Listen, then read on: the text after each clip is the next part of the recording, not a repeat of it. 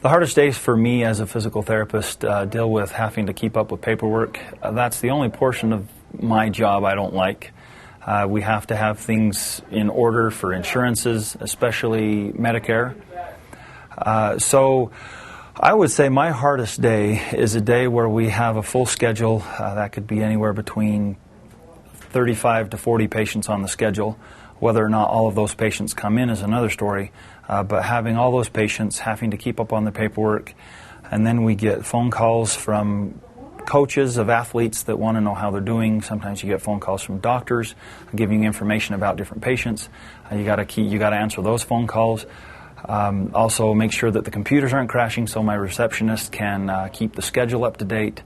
There are a lot of different issues sometimes that come up, me being the director of the clinic.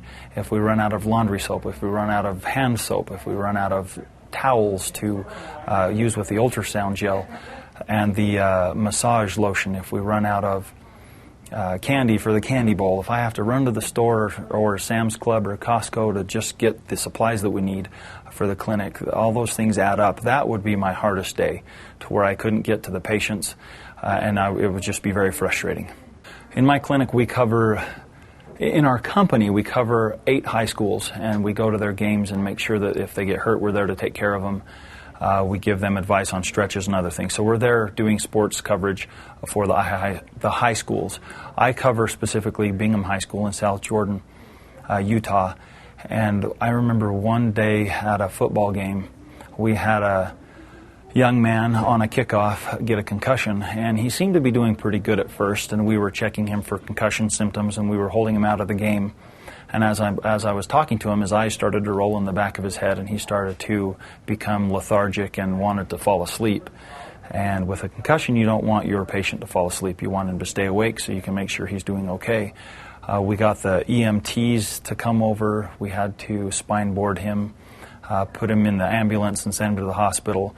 And that was very hard for me because we get involved with the athletes. We enjoy our time with the athletes. And seeing this young man get hurt like that really affected me. I had a hard time sleeping that night. I wanted to make sure he was okay.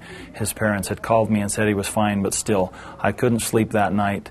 I had a hard time watching the rest of that game because all I was concerned about was that young man, and that happened right at the end of the second quarter. So we had halftime and the third and fourth quarter to go. And so times like that, they're a little frustrating. I also had one other day where we were at the state basketball tournament, and we had a young man get undercut, and he landed on his head, and it knocked him out. And we had to hold him out of the game. He was the team's starting point guard. It was the state quarterfinal, and we don't know if they would have won that game, but I had to hold him out of the game. I felt responsible for their loss.